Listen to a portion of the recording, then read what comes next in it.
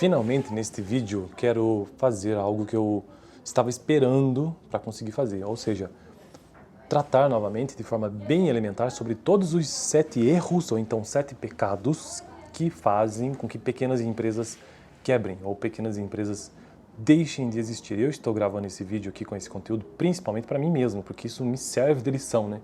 Talvez sirva para você também. Bom, eu estou construindo uma playlist nesse canal sobre administração, sobre contabilidade empresarial, e o livro texto básico que estou utilizando é esse aqui, ó. Super recomendo, inclusive, caso você queira. É do professor José Carlos Marion, Análise das Demonstrações Contábeis. É um livro que, inclusive, pertence à biblioteca da PUC, é outra universidade, é outra coisa que eu também...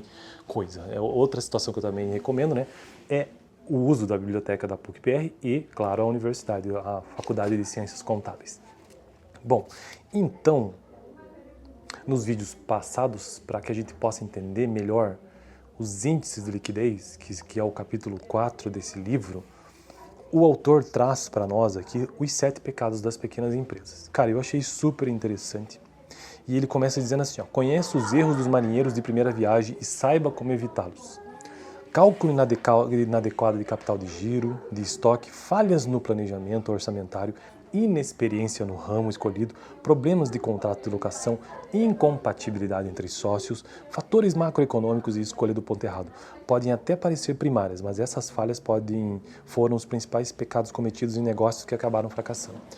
É interessante pensar nisso porque toda média empresa deixa de existir quando uma pequena empresa quebra, né? Toda grande empresa deixa de existir quando uma pequena empresa quebra. Então, ter essa noção, se você vai abrir sua empresa, eu mesmo que ainda pretendo abrir as minhas, é muito importante que a gente consiga, de certa forma, internalizar isso que eu vou retratar agora aqui. Então, os 7 pecados são os seguintes. O primeiro deles, o que eu estou fazendo aqui é uma revisão, tá? Porque eu já gravei um vídeo para cada um desses erros. Então, o primeiro deles é capital de giro e estoque. A falta de conhecimento básico sobre o capital de giro da empresa. A falta de controle sobre o estoque da empresa. Isso faz uma empresa quebrar com toda certeza. Comprar mercadorias mais do que o necessário é sinônimo de redução de capital de giro. Então, toda vez, eu já ouviu falar naquela frase, né, que estoque parado é dinheiro parado? Exatamente. Então, comprar mercadorias mais do que o necessário é sinônimo de perda de capital de giro, ou de redução de capital de giro. Então, entender bem o que é o capital de giro, que é aquele capital necessário para fazer a empresa funcionar no dia a dia. Ter esse controle, né? E principalmente o estoque. O estoque é onde a empresa de fato existe, né? Então, o estoque não bem controlado, não bem administrado, vai fazer uma empresa quebrar com toda certeza. Então, esse é o primeiro erro ou pecado que faz uma pequena empresa quebrar, capital de giro e estoque. O segundo pecado deles, é a sociedade, ou seja, firmar sociedade, abrir uma empresa com uma sociedade que não é interessante, ou seja, surge a incompatibilidade, né? Você vai fazer sociedade com alguém que vai dar problema. Então tem que tomar muito cuidado com quem você vai fazer sociedade, tem que ver se vocês são parecidos em muitos aspectos, tanto psicológicos como morais, inclusive até espirituais. Então tudo isso tem que ser levado em conta na hora de você firmar a sociedade, porque isso com certeza quebra demais as empresas, né? Terceiro ponto aqui, terceiro pecado fatal de uma pequena empresa, inexperiência no ramo. Então, às vezes tem-se o valor todo para investir numa empresa, num negócio, mas falta experiência no ramo. Então, quando não existe essa experiência, fica difícil mesmo uma empresa também sobreviver. Qual que é a alternativa para isso, então? É contratar gente que tenha experiência, você pode até ser o dono da empresa, pode até investir, mas contrate pessoas que entendam daquele negócio minimamente, ou então contrate assessores ou então consultores que vão te trazer estudos sobre aquilo. Ou mesmo se você não puder contratar e se tiver formação suficiente para isso, como um economista, enfim, algo assim, administrador, faça você mesmo um estudo do setor, mas entenda minimamente, mesmo que não tenha experiência, o ramo, sabe? Então a inexperiência do ramo quebra sim, com toda certeza, um negócio. Quarto problema, o quarto pecado capital aqui é o aluguel. Isso também geralmente pode levar em pequenas empresas a quebrar, que é o excesso no pagamento de aluguel. Não considerar isso, né? Não fazer a devida leitura de um contrato, não verificar todas as cláusulas, ali, não ter uma assessoria jurídica ou você mesmo não sair assinando qualquer coisa que pode prejudicar fortemente a empresa. O aluguel pode levar uma empresa a quebrar com toda certeza. Então, esse é o quarto pecado. O quinto, fatores macroeconômicos.